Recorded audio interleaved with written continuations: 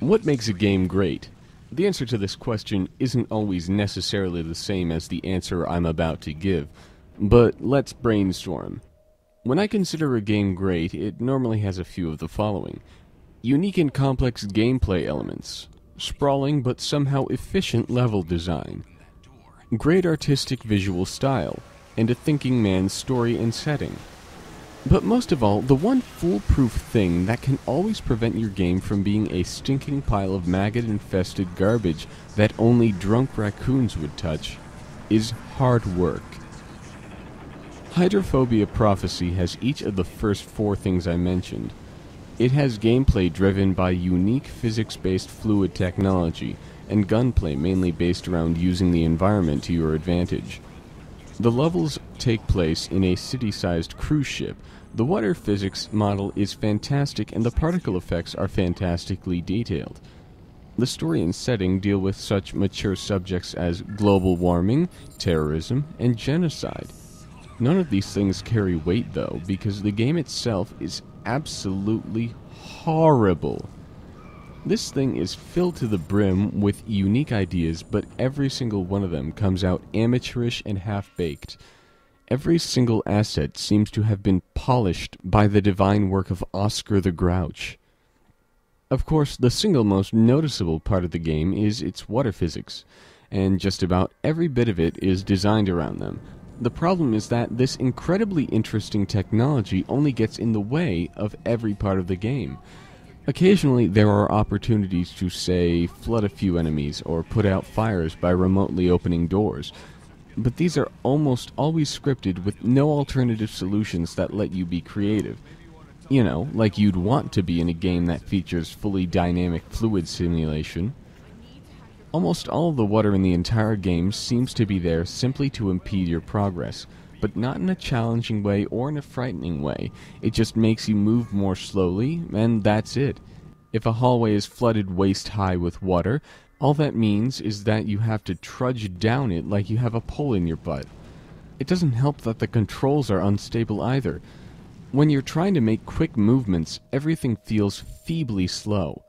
And I don't mean like there are currents of water going against you. I mean that the protagonist's reaction time is so bad that she could quite possibly be intoxicated. The controls can make some of the platforming quite annoying too, and boy is the platforming boring. On top of not being able to climb on certain objects when they're slightly underwater, most of the platforming is incredibly dull. Once you can actually find the right pipe to grab onto, you just start climbing nearby things like you're climbing a ladder entirely without fault. There's very rarely a way to fail, and it just serves to pad out gameplay. A couple of times, the only objective you have is to find the right pipe to hang on to. When fully submerged, movement only gets worse, as you rarely actually swim toward where you're looking. You'd think that the dive and surface keys would help a little, and I'd be lying if I said they didn't actually make diving and surfacing mildly easier. But they're incredibly jerky and rarely actually go in the direction you tell them to, at least horizontally. When you aren't getting stuck in the simplest of watery areas like spider webs, you'll be shooting things. Your city-sized boat has been attacked by terrorists, and as you travel to find your magical MacGuffin to fix everything, you'll encounter a few of them. What results is easily gaming history's worst, most uninspired cover shooting. The controls are at least solid enough to stick you to cover when you want to stick to cover, but then the actual gunplay is horrible. Hell, half the enemies don't even actually use cover. They just stand in the open taking shots at you, which turns the tedium of regular cover shooting like in Gears of War into incredibly simple target practice. Occasionally there will be enemies underwater too, and despite the surface of bodies of water being heavily refractive, everyone can see where you are. Guns are underwhelmingly quiet, so it's incredibly hard to figure out where your attackers are in larger areas. There's also the opportunity to make environmental kills every once in a while. Nearly anything is a good alternative to cover shooting as uninspired as this, but even using the environment to make progress is uninspiring. You can shoot out wall panels to flood areas, split wires to electrify, and destroy explosive barrels or electrical boxes. but the mechanic is absolutely nothing special and barely manages to stand out in the mess of muck and feces that is pretty much everything else. To make matters even worse, the shooting feels absolutely terrible. Throughout the entire game, you have one pistol with 5 ammunition types. That may sound like it encourages resourcefulness and adaptation depending on your situation, but it's really just an excuse to have simple shooting game staples packed into one weapon. There's the pistol, the slightly different pistol, the automatic weapon, explosive grenades, and shock grenades. And they're all absolutely terrible. They pack no punch, sound bland, and have visual effects that make the endless clutter of corridors look good in comparison. Speaking of corridors, this game has a lot of them. Hydrophobia is set on the Queen of the World, a cruise ship for rich people that's celebrating its anniversary. This can make for an amazing setting for some other game, but here it's used to the least potential possible. 3/4 of the entire game is set in shamelessly copy-pasted steel corridors, maintenance ducts, elevator shafts, stairwells, and storage rooms.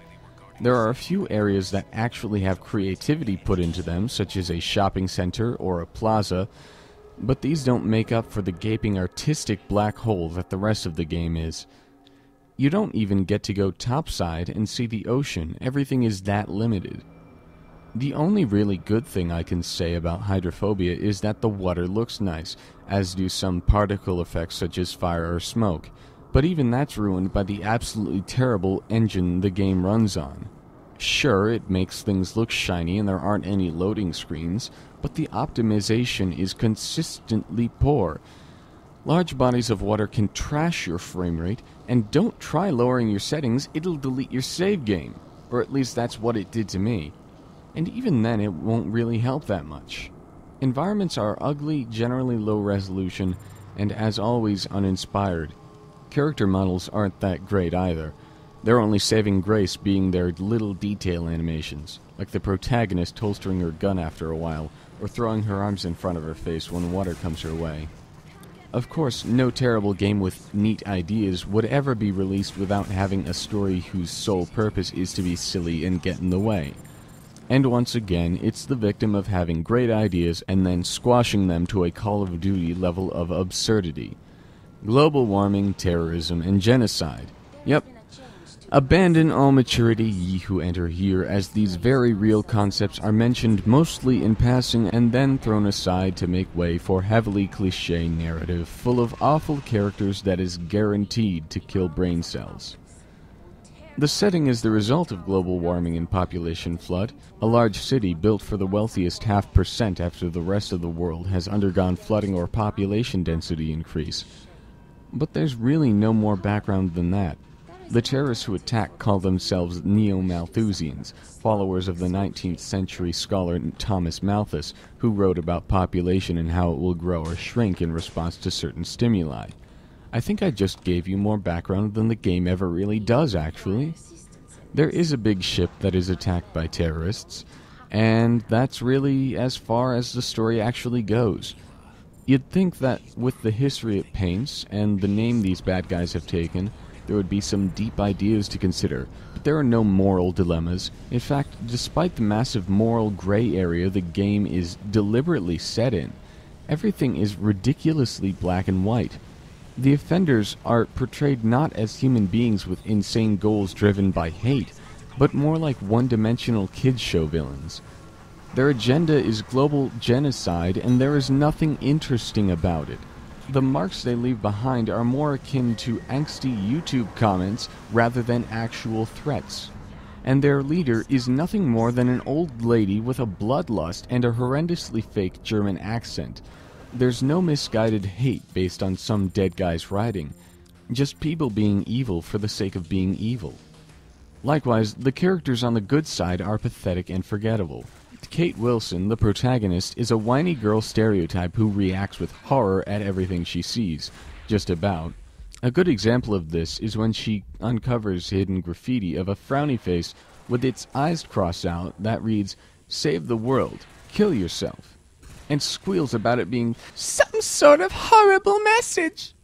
Supporting characters include her techie sidekick, who also happens to be a deadbeat, that terrorist lady, and maybe a few other people too. Like I said, it's forgettable. The only thing consistent about any of them is their awful, eardrum-piercing voice acting. I think the crown jewel to this game's laziness, despite everything I've said so far, has to be its length. Hydrophobia Prophecy is about 2 hours long, maybe 2.5 at most. Normally I'm overjoyed when an awful game ends. At the end of Kane and Lynch 2 and Sin Episode's Emergence, I felt relief more than anything, because these games gave every awful gameplay mechanic they had, and finally remarked, screw the whole thing. Hydrophobia, on the other hand, seems to just reach a checkpoint that any other game would use to say that it's about halfway over, and it just ends. Some gameplay elements, though undoubtedly terrible, are barely introduced at this point. The narrative just comes to an abrupt halt, as if the iron lung of the vegetable riding it finally stops functioning. This is an unfinished, pathetic attempt at a computer game that took at least 4 years and a large team to build, with magnificent promise and premise, and it fails magnificently on every level. It feels like the product of 3 or 4 university students and a focus group of blubbering idiots who have never even played a game before. It feels like the pre-alpha version of 6 months of sloppy work with placeholder voice acting and no real creative direction worth following. Prophecy is supposed to actually be the premium edition of the Xbox Live Arcade game that was released last year, full of fixes and tweaks based on community feedback, apparently, and the development team barely even touched upon that. On the plus side, though, the adoption rates at my local humane shelter are up. Everyone's buying cats to use as punching bags. But listen, those pills will wear off pretty quickly.